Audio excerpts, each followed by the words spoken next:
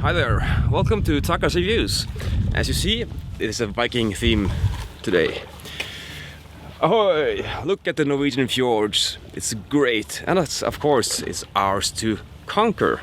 Well, we have conquered this, of course, but we want to go beyond the horizon and see what's there. Hello!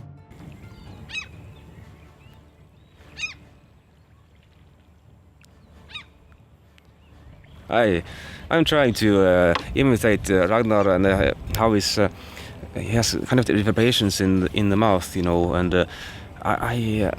it's kind of strange how he does it. I really don't understand how he thinks, or he might be crazy or something. But the game is based upon the TV series Vikings, the board, and in that series you have Vikings who are exploring and raiding and having difficulties and having spiritual sensations, and it's also included in the board game. And in the board game you can explore and you can trade and you can raid and you can fulfill spiritual quests by listening to the oracle and completing their tasks. So how does this Vikings board game work in comparison with the TV series, and is it any good at all? Let us find out. So, we're back. Okay, this is the game. It is Vikings the board game. So it's not the Vikings from Kisley, but it's Vikings the board game from the TV series, or based on the TV series, I should say. And as you can see, it looks very pretty. It has nice components, pretty ships with their own symbols on the sails, nice thick tiles here for exploration, and the home area has also nice components with the cubes and everything, and yeah, it looks very pretty.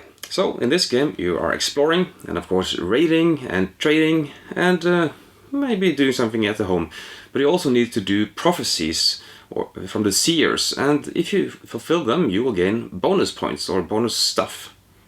The game takes you over 3 years, and each year is divided into 2 seasons, a summer season and a winter season. During the winter season, which is first, you have to prepare for the summer that's coming, because you can't explore now. The weather is too harsh and you need to just survive the winter. But during the winter, you can gain new heroes to aid you on your quest.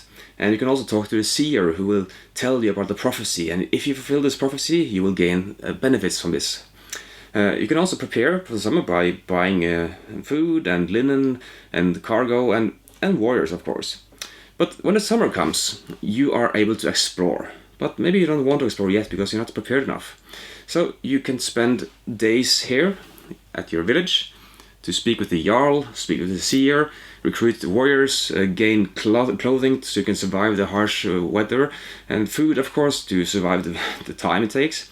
And time is essential here. This marker here shows the board that you have 30 days to complete your task this year. So each action you do will cost you time or days, and that is the most crucial commodity here in the game, the days. If you ever reach 0, you're done for the year and you have to wait for the others. So you have to do a lot of things based on those 30 days and try to make the most out of it, and that is the hard part. This marker here represents you, your boat or yourself. So when it's summer, you can start exploring the waters, or you can go to the village and you spend time there to prepare for your journey. So preparing for journey is always recommended, because when you, for instance, move here, you see there are sun and moon symbol. Each symbol here costs you 1 day. So 3 of the 30 days are already spent here, and it costs you 2 clothing as well. For instance, I can go here. These tiles are unexplored. So if you go to this one tile, I don't know what's going to expect. Flip it over. Cost me 1 day, 2 food and 2 linen. So I need to pay those resources, or else I will lose victory points or precious commodities on my ships. So you need to prepare for the worst and you just have to hope that you're going on the right or correct tile that you want, that you have enough food and you have enough clothing, because if not, you will really be punished by this. Each player has their own Viking ships, and you see on the left side you have your ship with all the spaces available, and each space can hold one cube, such as food or clothes or a rune stone. These rune stones are used for exploration bonuses, but also for the prophecies and fulfilling those. And these exploration points, which is tracked by this marker here, can be exchanged for victory points or money at the end of each year. So they're very important to have as well, but they take a space on your ship. And yeah, that is not so... the space is very limited, because if you get more than you have to throw something overboard. And I just have to mention these coins here. I do enjoy different sizes for the different values, like the 1s and 5s and 10s, but these ones are so tiny, it's ridiculous almost. It seems so toyishly, actually. But okay. So every year you're able to prepare during the winter phase, and here you can gain more heroes. So heroes will be lined up like this, and you use your money to bid on how early you're going to get those heroes. You can choose first. And also you are able to look at the seers. I'm just putting on random cards now. And those seers are giving you bonuses, and they give you promises and rewards, and they have different difficulties on them as well. So you want to look at the heroes and the seers and see if you can use those in any combination. And you can spend your hard-earned cash to see if you can go first. And going first here is very nice, but that also means you're going last to buy stuff during the winter phase in the trade house. So you have to manage balance that at your fitting, but you can also always gain those resources here by spending days. But the winter phase doesn't cost you days, only costs you money. So it's very hard and interesting, but this it's kind of hard as well, because when you see these cards here, you spend a lot of time reading them, and you spend a lot of time looking at the different stuff everywhere, and yeah, it's very hard each year to decide which is the one correct for you and how can this combination works together and should you buy it. So this phase can take quite a while if you have a thinker on board, because there are so many combinations and there's so much stuff on each of these cards. So take this card for instance, Many Suns. It has a lot of icons here. A text, some return, and victory points, of course. They're not victory points, they're valor points or something very important, not victory points. And of course the difficulty here. But then you have some more stuff, like these icons here, and combined with these icons and some text here. There's a lot of stuff to take into account when you're going to choose a card. Also, they have stills from these series, and I really don't enjoy stills because they're usually out of place, and I prefer, drawn images that are more into the theme of the card. But okay, they have used stills because it is from the TV series after all. But these seer cards, they may seem very unbalanced at times. A seer card can be easy to fulfill, and you get a permanent bonus the rest of the game, which seems awesome. And you have a different seer card, which has almost the same difficulty, maybe harder, and it gives you one bonus at one time and no permanent. And the other one seems very, very good compared to the other one. So they seem very imbalanced by how hard they are and what the reward they give. But then again, even if you have a good combination of cards, doesn't mean you're going to win, because you have to spend time on that combination, and maybe that's not the best way to go. It's hard to tell if these cards are balanced at all, but they are fun to try out, and they just seem a bit awkward in how they're implemented, and I have to explain over and over again how they actually work, how you can travel out and you have to return during that year or season, and there are many things in this game that could be more streamlined. But okay, they are fun at least, and they give you a challenge each time, and they make the game feel varied also. Another example are the reference cards. They tell you what these different colors means. You have food, you have warriors. When you're a beginner, you don't worry about the names of the things. You give me a green, give me a red, give me a black. What you really want to know is what these actions here do on the village tile. They tell you what they cost to go there. Okay, you pay 2 days. What do I gain? I don't know. Let's check the rulebook. Okay. So as a beginner, you don't know this by heart. Of course, I know this now because I played it many times, but I think the mist on the reference card and the backside is even useless. So there are all these things that kind of makes the game feel unfinished. But that's being said, the game is a lot of fun.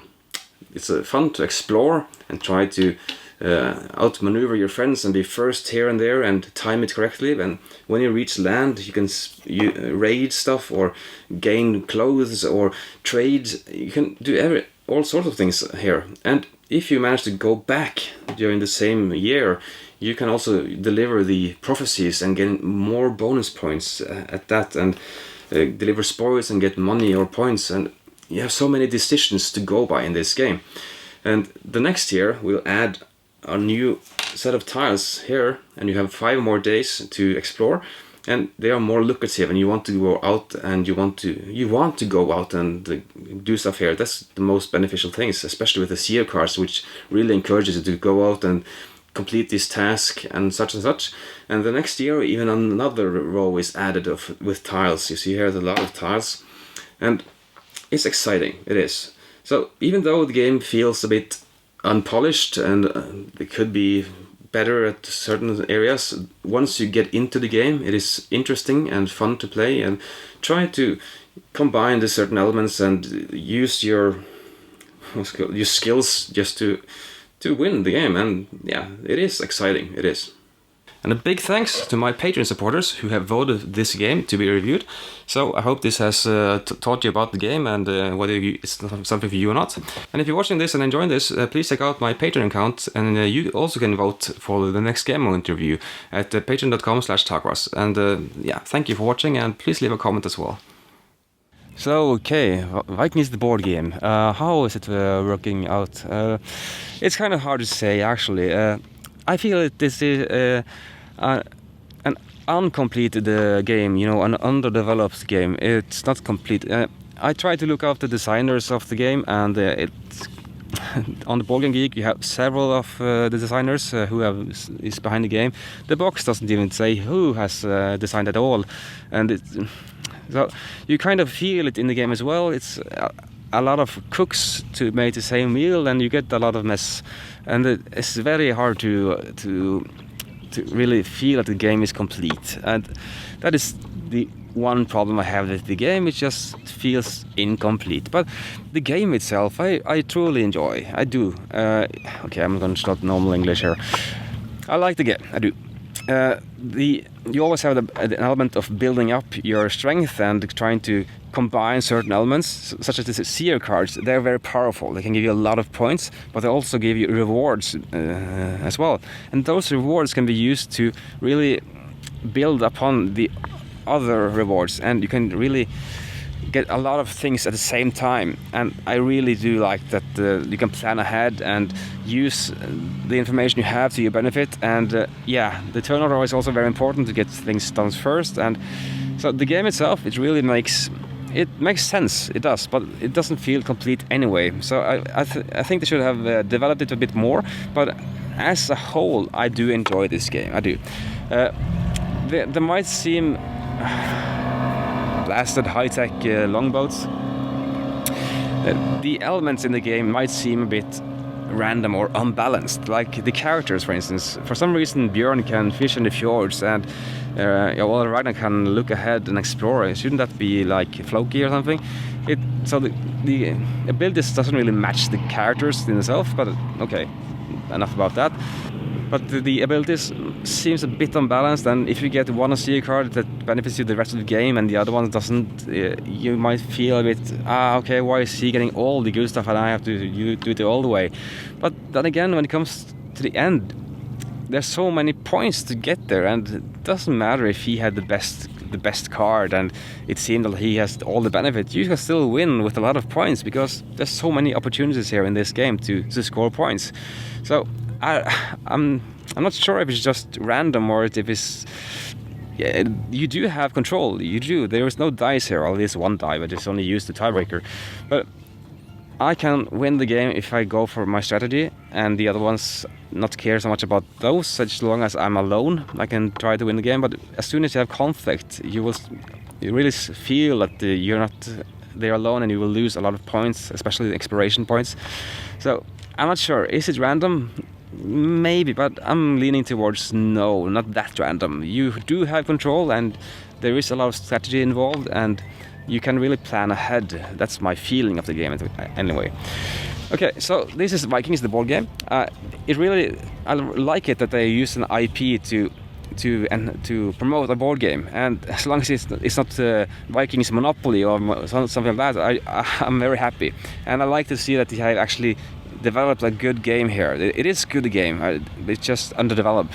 So I can recommend this game. I can do, and it will take you 2 or 3 hours, maybe 4, with 5 players, and you will have a lot of fun playing this game. You will. So I have no problems recommending this game. Just especially if you're a fan of the series. But don't expect to play as Ragnar or as Björn or Lagertha. Just they are there. Just helpers as characters. Okay, that's it for this episode. Thank you for watching, and please check out my Patreon account at patreon.com/talkwas to see how you can support me and how you can vote on the next game I'm going to review. That's the most important part, right? So thank you to my current supporter. I love you, I do, and it really makes me want to do this and trying to do something special. So I like all of you, and thank you to new supporters as well. Okay, thanks for watching, and hope to see you again in the next episode. See ya! Thanks so much for watching the Dice Tower videos. Find more great videos and reviews, as well as our top-rated audio podcast at Dicetower.com. You can also find other great shows at DicetowerNetwork.com. I'm Eric Summerer, and you've been watching The Dice Tower. The Dice Tower is sponsored by Cool Stuff Inc., where you can find great games for great prices. Cool stuff in stock. Check them out at CoolStuffInc.com.